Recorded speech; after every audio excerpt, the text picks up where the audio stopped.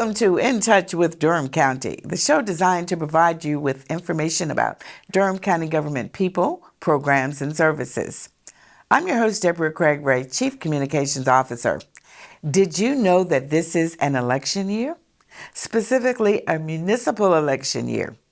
Our great friend and Board of Elections Director Derek Bowens will join us to share everything you need to know about this year's City of Durham primary and election for mayor and city council. He'll also update us about some significant election changes that have occurred since last fall's election. September is National Preparedness Month, an annual observance set to remind us of the importance of preparing for disasters. Certainly the flooding that we experienced in July from Tropical Storm Chantal is a fresh reminder that disasters will come. We've invited Deputy Chief of Emergency Management Nathan Sanders to join us today to help us prepare for the next storm.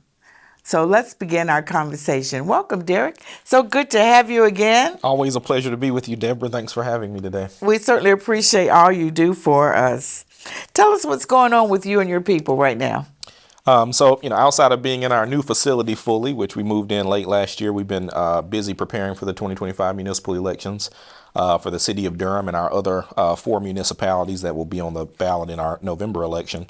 So we just finished up candidate filing in July, where we had 19 people or 18 people file for office for the City of Durham contest, City of Durham mayor, and then all 3 wards. So we just finished that up. We finished up our ballot proofing. We've released sample ballots. And so now we're in the process of getting our ballots ordered and getting prepared for early voting. Well, that sounds like a lot of work already, and we haven't even cast one vote. Indeed. So let's talk about the primary offices. You mentioned the mayor. How many candidates are there? So we have several, I believe, definitely more than enough to require a primary election. So we do have more than 2 candidates. I believe there's 5 or 6 total candidates for the mayoral seat. So definitely enough to prompt the primary, and same in the other races for the ward seats. And let's remind everybody, only half the council runs this time. Correct. So this is the cycle where the ward seats are up on the off year, or in 2027. That's when the at-large seats and the mayor will be up. The mayor is up every 2 years. Very good. Now, how many early voting locations will there be this time? So there will be 5 early voting sites this time. We have the Durham County Board of Elections, our new facility. We've got North Carolina Central University. We've got the South Regional Library, East Regional Library, and North Regional Library. And we're open for the full 17 days beginning on September 16th. And so that's good to hear that we've got a good period for early voting. Absolutely, absolutely. Durham has always been very aggressive in terms of making sure we have adequate voting hours for our residents. Now, tell us, you talked about the new office. Where are you located, and what are some of the features in that new building? Because I know you all spent some time planning and getting ready and making sure you were there in time for the 2024 election. Yes, and it's still ongoing. We're at 3825 South Roxborough Street and Suite 101, right off of Martin Luther King Boulevard. And in that facility, it's essentially consolidated us in one place. Previously, we were bifurcated across multiple buildings to execute our election responsibilities. Very much grateful to our commissioners, our previous cohort and current cohort, for providing us with the funding needed to move into that 54,000 square foot facility where we are in one place. And we can execute elections securely and accurately and with adequate support to our staff. But in that facility, we have everything that we could ever imagine. So we have secured storage, we have cameras around the facility, we have duress buttons, we have bulletproof glass, we have ballistic doors in certain locations.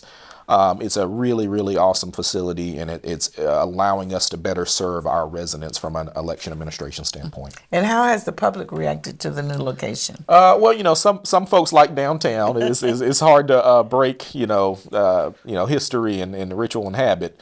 But I think people are amenable to it. One, because it's on a bus line. That was very important to us when we were moving to a new facility. It's in a heavily populated area where folks generally know how to access that area. It used to be a grocery store, so it got quite a bit of use. So I think the public is acclimating well. People loved the early voting site last year because it's quite big at our facility, and we have a whole lot of parking, which is incredibly greater than what we had at the Judicial Annex. So I think folks are acclimating. We'll continue to advertise it in our notices and make sure we get the word out to have people come to that facility, because it's definitely more accommodating, I would say, than even our supplemental sites that we have in addition to the Board of Elections. Very good, very good. Customer service is real important. How many staff do you have? So that number continues to grow. So right now we have 13 total when we factor in a couple of vacancies that we're working to fill, or new positions that we got. Thank you to our manager for including that in her budget. So 13 staff. We have a dedicated employee in the IS&T department that actually develops and manages our applications. And then, of course, we have several temporary employees, hundreds, that support us during an election event. But we've got a mighty staff of 13 that executes the day-to-day. Yeah, and I'll also add that you all are award-winning. I think you won another NACO award this year for one of your applications. Yes, we actually won two NACO awards. One for our Deco Votes mobile app, the first in North Carolina for an elections office. And we also won a NACO award for our voter experience survey, which was the first of its kind in North Carolina for an elections office as well.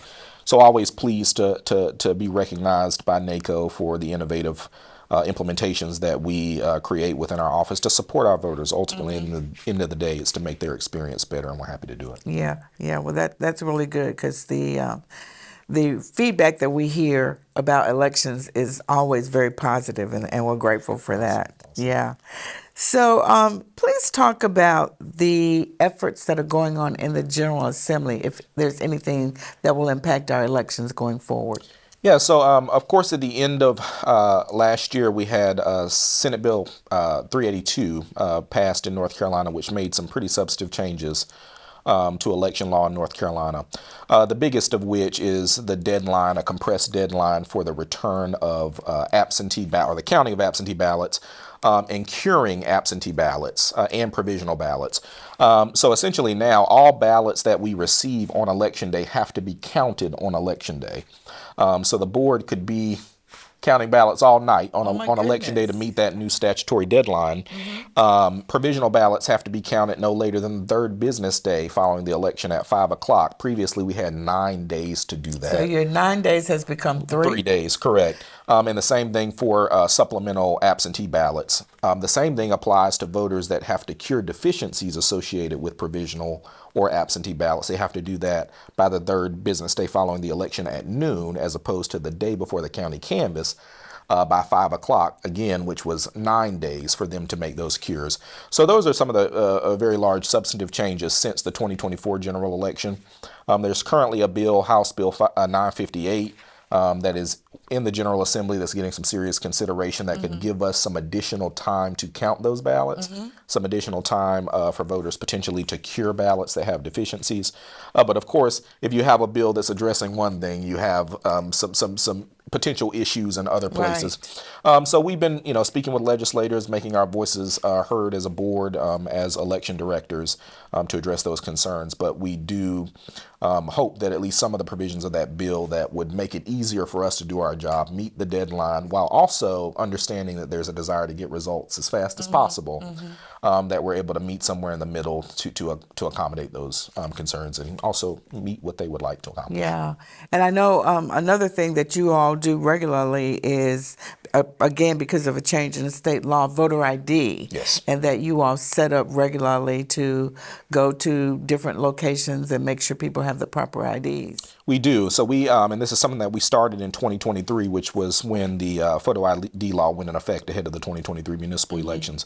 Where each month, a Saturday on each month, we actually go to a different public library, and we issue photo IDs for voters or prospective voter, registered voters, that want to come and request that. They fill out a form, they provide certain information, and we're actually able to issue it on site. If they don't have what they need for us to issue it on site, let's say they're not registered, but they want to do an application and go ahead and fill out the application. We will do that for them as well, and then mail the ID once we get them registered and get through the validation process on the form that they have to complete to request the ID. Very good. And just, again, making sure people have what they need to vote. Yeah. So are there any other changes at either the federal level or the state level that we need to know about right now? So there was an executive order placed down by the Trump administration that made several changes, or request the enforcement of several changes in elections administration, mostly related to data sharing between states and data sharing with the DOJ and Department of Homeland Security to assess those lists for non-citizens, also to enhance kind of a nationwide system of list maintenance. In addition to that, it wants to make some changes at the Election Assistance Commission, make some changes to our voter registration form to essentially effectively require citizenship verification as a requirement to register to vote in federal elections. Of course, we have a bifurcated Republican system with regard to our election, state law, federal law, and so where there's federal election on the ballot, that trumps, no pun intended, state law with regard to those federal contests, so you can have some bifurcation there. So I would say that's the biggest thing that hasn't really had significant impact, as it has not been enforced to the degree that it can be. I know there has been some movement in potentially getting access to state data for citizenship evaluations.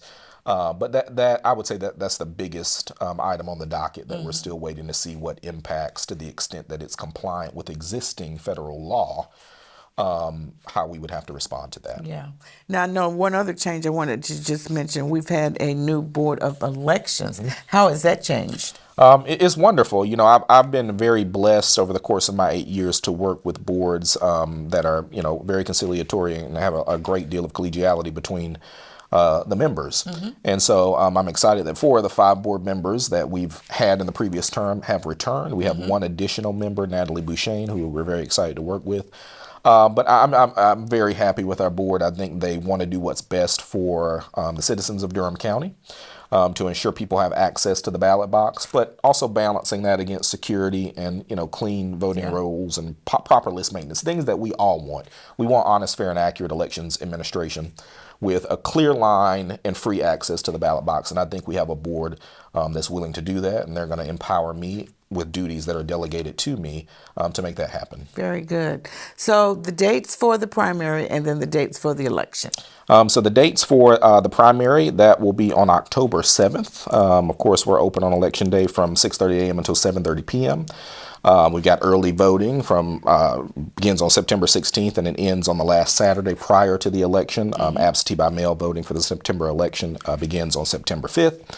And then, of course, right after that, we turn around and we begin the process for the November general municipal election. And, of course, that is on November 4th. Early voting starts on 10/18. The distribution of absentee ballots, that's a difficult one because we're still canvassing the previous election while we're preparing for the next election. So very complicated turnaround. So absentee ballots are sent out as soon as we're able to get through our canvassing period and get our ballots proofed and ready to go for that next election. And of course, the polls are open at the same time on Election Day in November from 6:30 a.m. to 7:30 p.m. Yeah. Well, again, we just want to thank you and your staff for all you do to make sure we have proper elections with no problems, and that people are able to get to you, get to your office, and get information. What's your web address? We're decovotes.com. We're technically decovotes.dconc.gov, but we got a compressed URL so that folks can continue to use our previous URL. We transitioned to the .gov account as that was recommended by the federal government and our state partners for security of our website. But you can go to decovotes.com. It'll redirect to decovotes.dconc.gov.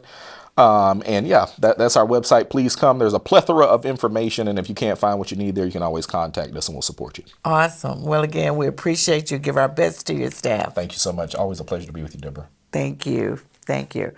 We're going to take a brief break, and when we come back in our next segment, we're going to meet Nathan Sanders from Emergency Management, and we're going to talk about National Preparedness Month. We'll see you on the other side.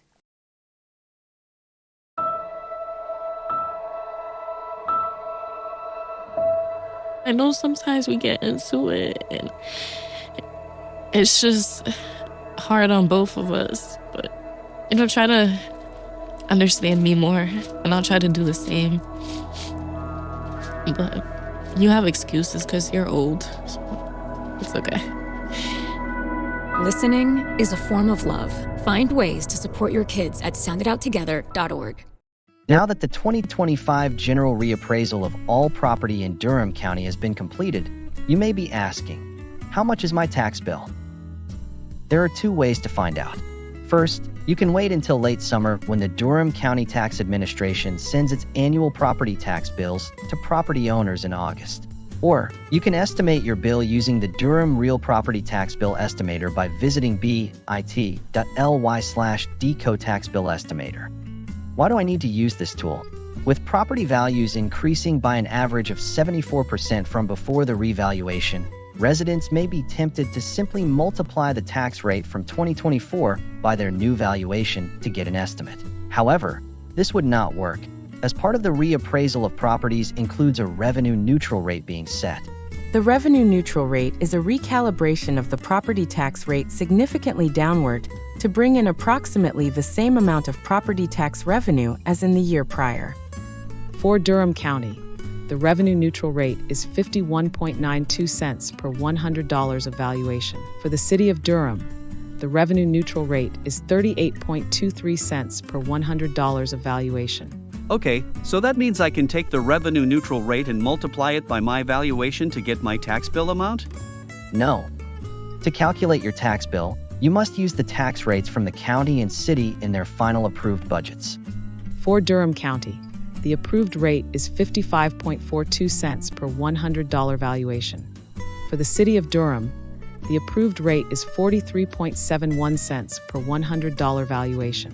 Residents may take those numbers and put them into the Durham City County Real Property Tax Reappraisal Bill Estimate Calculator to get an estimate of their bill at bit.ly/DCO Tax Bill Estimator. For example, if you are a resident of unincorporated Durham County only with a house valued at $350,000, your estimated bill for 2025 will be $350,000 multiplied by the tax rate for a total of $1,897. For those who are residents of the City of Durham with a house valued at $350,000, you'll multiply the city's recommended rate by $350,000 for $1,529.85. You will then add that to the county estimate of $1,897 for a total estimated tax bill of $3,426.85. Please note, Durham County residents within the towns of Cary, Morrisville, Chapel Hill, or the City of Raleigh will need to use the recommended rates for their municipality. If you have any questions about Durham County's property tax reappraisal, your tax bill, or other Durham tax questions, contact the Durham County Tax Administration at 919-560-0300 or visit www.dcont.gov/taxhelp.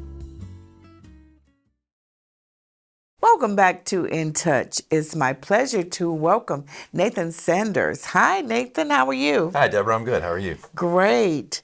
We are so glad that you're here to talk about all things emergency management. Tell us what your title is. I am the Senior Emergency Management Coordinator for Durham County Emergency Management, and the Acting Deputy Chief. And most people may not know, but it's actually a joint agency. That's correct. We are seated within the county, and we also work directly with the city and perform the emergency management duties on behalf of the city as well. Now, how long have you been with us? I have been with Durham County since 2007. I started my career here as a paramedic within EMS. I worked several years within EMS as a paramedic, field training officer, district supervisor, eventually shift captain. In 2019, I made the move over to emergency management by working in the EOC during the COVID-19 pandemic as the planning section chief. And then in 2020, I officially made the move over into emergency management. Now, those were some days. They were. Yes, absolutely. Well, I am sure that people are familiar with the fact that we had this tropical storm called Chantal that decided to visit us in July. And unfortunately, several areas around the river flooded, impacted many families. And, your team has been working to help with that. Talk about that a little bit, if you will. That is correct. When the storm happened, the rainfall from Orange County flooded the Eno River, flooded the Eno in Orange County, which then traveled down and flooded the Old Farm and Rippling Stream areas, as well as the 700 and 800 block of Felicia Street. Significant flooding. When the river crests at about 22 feet was when we will see flooding into the residential neighborhoods. This event had the river crest at 25 feet, which is a historical record. The night of the flood, emergency management was the first to respond on scene. confirmed that the area was actively flooding, and then initiated the public safety response with Durham Fire and the police department to then begin water rescues. Since people's houses were flooded, they went door to door, and working with the Durham Fire Department, they performed over 81 rescues for individuals that were impacted. We worked with the American Red Cross to provide some emergency housing for 5 households that we identified that night, and then by about 8:30 the next morning, after the river had crested, the event was eventually stabilized. Yeah. That was just the response. Now, after that, we've been working on recovery the day after up to today, and are still continuing to work through the recovery process. We've partnered with multiple VOADs, volunteer organizations active in disasters, to assist residents with cleaning, mucking, and gutting the residents to clean out the flood damaged materials, as well as partnering with some of our human services partners that are a member of the NC VOAD to provide emergency housing. To date, we've housed about 15 households, while the Red Cross works with them for their recovery plan and case management services. We've also been working with the state to open up a disaster resource center. That went live on July 30th. It runs from July 30th through August 30th, Monday through Friday, 10 a.m. to 5 p.m., and also on Saturdays, 10 a.m. to 2 p.m. Now, I know that the governor declared Chantal a Type 1 state disaster. Explain what that actually means. A Type 1 disaster, to travel back a little bit, we have to perform what's called a preliminary damage assessment, which means we have to go out into the field, survey the damage, attach a dollar amount to that damage to meet our threshold for reimbursement. We worked with FEMA, North Carolina Emergency Management, and our local partners here within Durham County to perform those assessments, met that threshold, submitted the appropriate documentation to the state, whereas Governor Stein then declared a Type 1 disaster, which frees up individual assistant grant funding for reimbursement. These are funds that you don't have to pay back if you qualify. Right. And individuals that have questions or like more information should visit the disaster resource site at the North Library branch here in Durham for more information. Now, here we are talking about a disaster when we are getting ready to celebrate National Preparedness Month. Of course, the goal is to promote preparedness and awareness. So, how do we prepare for emergencies? So one of our main resources is a website called ready.gov that has all of the information about every possible disaster that you can conceive of, and ways to plan for those disasters. We recommend that you visit that website and every individual and every household should make a plan personalized for their household. What are you going to do in the event of a tornado, or where are you going to shelter in place? What supplies do you need? Do you have medications that you need to take into account? What important paperwork or legal documentation do you have? And if you need to leave your residence or you need to leave the area, where are you going to go and how are you going to get there? And we recommend that everyone create their own personal preparedness plan and have it at the ready, as well as any additional emergency supplies. Generally 72 hours of supplies in the event that you have to shelter in place is our baseline recommendation for that. Yeah. How'd you all come up with the 72 hours? It's a standard time frame established by FEMA. Very good.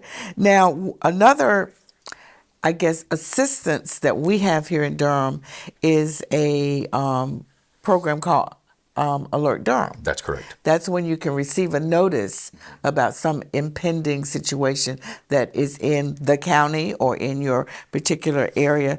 Can you give us some examples of Alert Durham notices? Yeah, Alert Durham is our mass notification tool, where residents are asked to visit alertdurham.com and click on the sign up link there. It will take you to a Smart 911 website, which Rave partners with. Rave is the platform that we use. Alert Durham is the brand.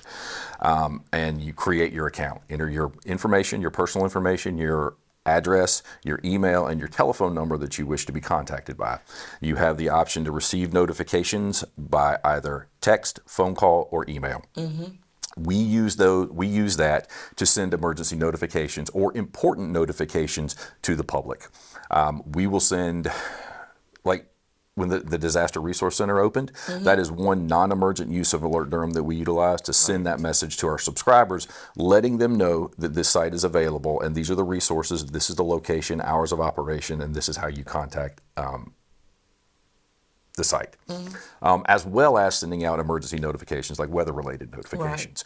During the Chantal event, we sent out 11 related weather notifications, specifically for a flash flood warning, which, given that time frame, the individuals in that geographical area for the flash flood warning were subject to flooding. I remember getting it. Yeah, it's important.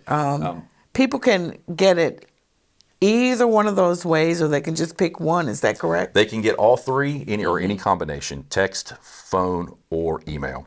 And I also forgot to mention, and another thing we do is we also partner with other city and county organizations to utilize Alert Durham, specifically with the Board of Elections. That we have partnered with them to allow them to send messages through Alert Durham, election-related messages, and that will let the public know that when you receive a message from Alert Durham, if it comes from Board of Elections or Public Health or any of our other partners that are sending messages out, you know it's vetted and it's verified and trusted information. Yeah. So tell us about the staff that you work with. Well, there's myself, the Deputy Chief. We have Chief Elizabeth Schrader, a Senior EM Emergency Management Coordinator, Thomas Veralt, for over situational awareness and homeland security. We have our Emergency Management Coordinator over training and exercises, Hayden Smith, and our Emergency Management Planner, Janiza Johnson. We also have an Emergency Management Coordinator for our HAZMAT program that's currently an open position. Okay. Now, when something happens in a region, do you all share resources? Yes. Depending on, yes, we have mutual aid agreements with other counties. We also have federal DIPPER assets, domestic preparedness region assets that we work together with our respective counties, the state, multiple different organizations to share resources as necessary and also request those resources if we need them as well. Now, certainly you don't have an emergency every day. No. So what do you do, I don't want to say in the off time, but in between? Plan, prepare, outreach, training sessions, meet with you to talk about emergency management, that sort of thing. Yeah. So it's got to be very rewarding to do that. Yes, it is. Yeah. Well, if someone is interested in pursuing this type of a career, what would you recommend them to do? So, that's a big question. There's multiple different avenues to get into emergency management. If you are interested in the local government form of emergency management, like what I do, I recommend some type of background within public safety, and then a higher education degree within emergency management also is always going to be beneficial. Volunteering with any of your local volunteer organizations is always beneficial. FEMA has volunteer response that you're able to do. You can volunteer with the Red Cross or anything like that. But just getting in early and getting started early is really the best thing to do. Great. Well, we really appreciate your time because I know you guys stay busy.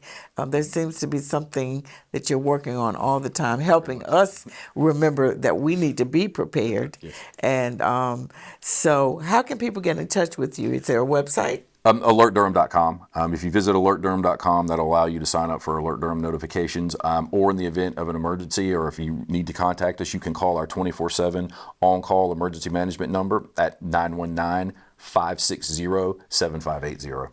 Well, again, we just want to thank you so much for what you do because a lot of times you'll meet us at, our most vulnerable time. And so we just appreciate you all keeping a clear head to help us get through what we have to get through. Thank you, Deborah. We appreciate your partnership also. Absolutely. My pleasure. As I close, I'm excited to share that Durham County has a new website. It has improved features, including a chatbot and ease of use for mobile phones and tablets. You can find it at www.dconc.gov. Also, don't forget to follow us on our social media channels, now including Blue Sky. We'll see you next time on In Touch with Durham County. Cheers.